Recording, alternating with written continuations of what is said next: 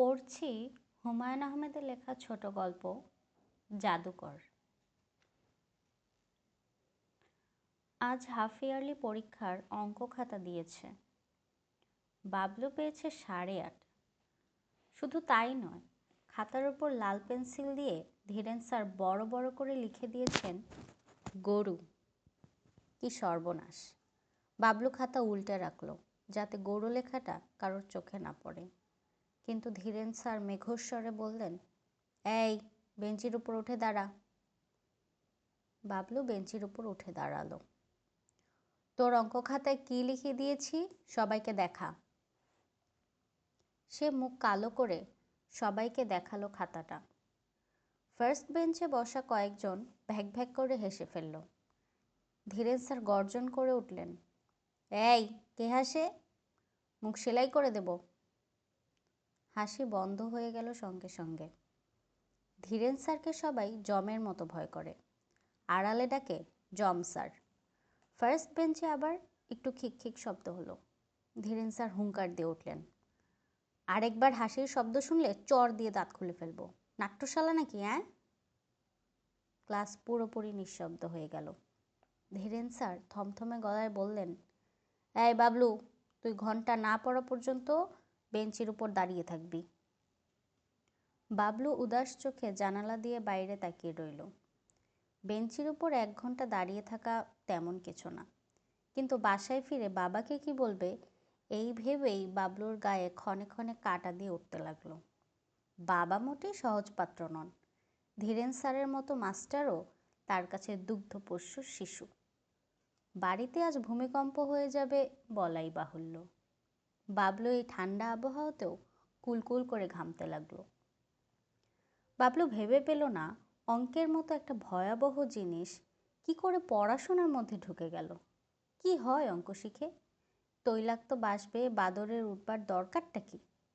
আচ্ছা ঠিক আছে, উঠছে উঠে পড়ুক, কিন্তু প্রথম মিনিটে উঠে দ্বিতীয় মিনিটে আবার পিছলে পড়বার প্রয়োজনটা কি? বাবলু একটি দীর্ঘ নিঃশ্বাস ফেলল। স্কুল ছুটি হলো 5টায়। বাবলু বাড়ি না গিয়ে স্কুলের বারান্দায় মুখ কালো করে বসে রইল। স্কুলের দপ্তরি আনিস মিয়া বলল, বাড়িতে যাও ছোট ভাই। বাবলু বলল, আমি আজকে এখানেই থাকবো। কও কি ভাই, বিষয় কি?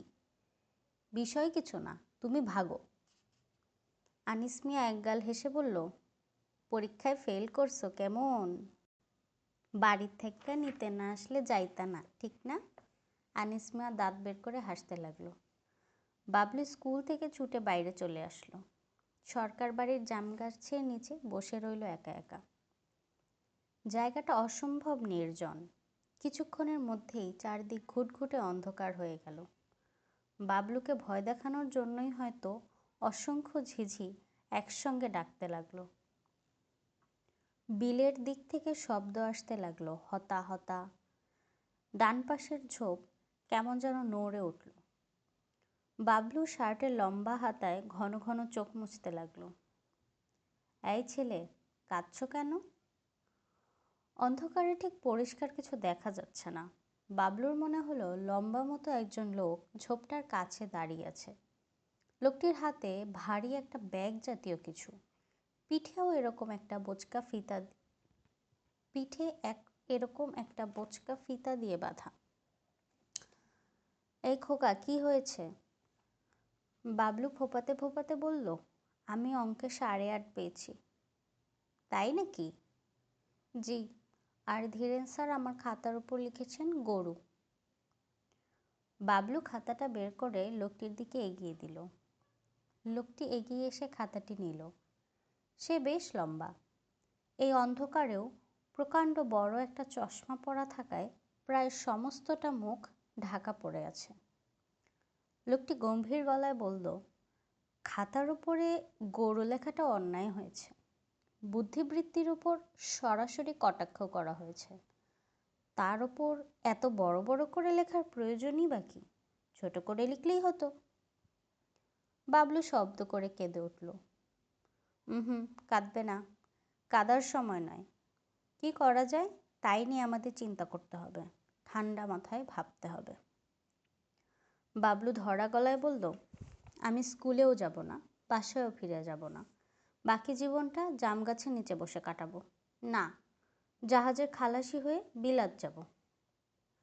বুদ্ধিটা মন্দ না, কিন্তু চট করে কিছু একটা করা ঠিক হবে না। ঠান্ডা মাথায় ভাবতে হবে। তোমার নাম তো জানা হলো না। আমার নাম বাবলু, ক্লাস 7-এ পড়ি। আপনি কে? ইয়ে, আমার নাম হলো গিয়ে হৈয়েৎসুন। কি বললেন? আমার নামটা একটু অদ্ভুত। আমি বিদেশি কি না? কি করেন আপনি? আমি একজন পর্যটক, আমি ঘুরে বেড়াই। বাবলু কৌতূহলী হয়ে বলল, আপনার দেশ কোথায়? আসো, তোমাকে দেখাচ্ছি। হৈয়েৎসুন আকাশের দিকে আঙুল দিয়ে দেখালো, ওই যে দেখছো ছায়া, ওইটা হচ্ছে ছায়াপথ। মিল্কি ওয়ে গ্যালাক্সি, স্প্রিংয়ের মতো। এর মাঝামাঝি একটি সৌরমণ্ডল আছে, আমরা তাকে বলি নয়ুত্তিনি। তার 9 নম্বর গ্রহটিতে আমি থাকতাম। বাবলু একটু সরে বসল। পাগল নাকি লোকটা? কথা বলছে দিব্যি ভালো মানুষের মতো। বুঝলে বাবলু, বলতে গেলে আমরা বেশ কাছাকাছি থাকি। পৃথিবীও কিন্তু মিল্কি ওয়ে গ্যালাক্সিতে পড়েছে। হা হা হা। আপনারাও বুঝি বাংলায় কথা বলেন? হুম, তোমার সঙ্গে বাংলায় কথা বলছি, কারণ আমার সঙ্গে একটি অনুবাদক যন্ত্র আছে। সে ইশারা করে গোলাকৃতি একটি বাক্স দেখালো। বাক্সটি তার কাঁধে ঝুলছে।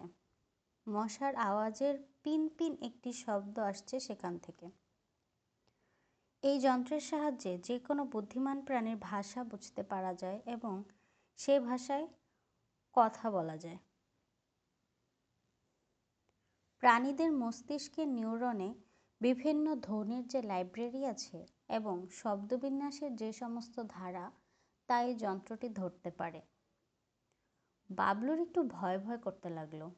লোকটি বলল, এই যে চারিদিকে ঝিঝি পোকা ডাকছে, এরা কি বলছে তা তুমি বুঝতে পারবে যদি যন্ত্রটা তোমার কাঁধে ঝুলিয়ে দিই। দেব? বাবলু ভয়ে ভয়ে বলল, দিন, কিন্তু ব্যথা লাগবে না তো? হুম, মাথা খানিকটা ভো ভো করবে হয়তো। দিয়েই দেখো। হৈয়েৎসুন যন্ত্রটা বাবলুর কাঁধে বসিয়ে দিতেই বাবলু শুনল ঝিঝি পোকাগুলো কথা বলছে।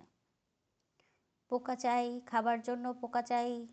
এই লোক দুটি যাচ্ছে না কেন? কি করছে, কি করছে? এরা দুজন কি করছে? পোকা চাই, পোকা চাই, পোকা চাই। বাবলু স্তম্ভিত হয়ে গেল। লোকটি বলল, মানুষ যেভাবে কথা বলে এরা কিন্তু সেভাবে কথা বলে না। ডানার সঙ্গে ডানা ঘষে শব্দ করে। ভাবের আদান প্রদানের কত অদ্ভুত ব্যবস্থাই না প্রাণী জগতে আছে।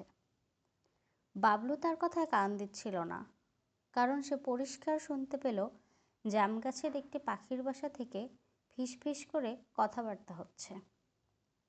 আহ, এই লোক দুটি কি বকবক শুরু করেছে, ঘুমোতে দেবে না নাকি?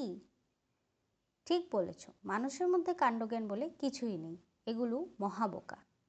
বলতে বলতে পাখিগুলো খিকখিক করে হাসতে লাগলো। লোকটি বলল, বাবলু, যন্ত্রটা এবার খুলে ফেলা যাক। তোমার অভ্যেস নেই তো, মাথা ধরে যাবে। বাবলু বলল, আমি যদি এখন ওদের সঙ্গে কথা বলি, ওরা আমার কথা বুঝতে পারবে? দু একটা কথা বুঝতে পারে, তবে বেশিরভাগই বুঝতে পারে না। ওদের বুদ্ধিবৃত্তি নিম্ন স্তরের। অবশ্যই সবার না। পৃথিবীতে অনেক বুদ্ধিমান প্রাণী আছে, যেমন ধরো তিমি মাছ। তিমি মাছ বুদ্ধিমান? অত্যন্ত বুদ্ধিমান। শুধু হাত নেই বলে যন্ত্রপাতি তৈরি করতে পারে না। ডলফিনও খুব বুদ্ধিমান। ওদের যদি হাত থাকতো তাহলে পৃথিবীর চেহারা পাল্টে যেত। ওদের হাত নেই কেন? প্রকৃতির খেয়াল। প্রকৃতির খেয়ালিপনার জন্যে তিমি এবং ডলফিনের মতো বুদ্ধিমান প্রাণীদেরও পশুর মতো জীবনযাপন করতে হচ্ছে। হৈয়েৎসুন একটি ছোট্ট নিঃশ্বাস ফেলে যন্ত্রটা বাবলুর কাঁধ থেকে নিয়ে এলো।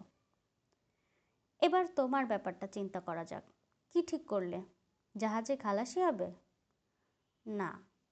তবে কি, অন্ধকারে জাম গাছের নিচে বসে থাকবে? হুম, আমি আপনার সঙ্গে যাব। তাই বুঝি? জি, কিন্তু তা সম্ভব নয়। আমাদের চলাফেরার জন্য রকেট বা স্পেসশিপ নিই। আমরা এক জায়গা থেকে অন্য জায়গায় যাই সরাসরি বস্তু স্থানান্তর প্রক্রিয়ায়। তোমাকে দিয়ে তা হবে না। তাছাড়া আমি এখন যাব তোমাদের বৃহস্পতি গ্রহের একটি চাঁদে। তার নাম হচ্ছে টিটান। সেখানে অত্যন্ত বুদ্ধিমান প্রাণী আছে। আমিও আপনার সঙ্গে টিটানে যাব। একেবারেই অসম্ভব। সে জায়গাটা বিষাক্ত ফ্লোরিন গ্যাসে ভরপুর। তার উপর আছে সালফার ডাইঅক্সাইড।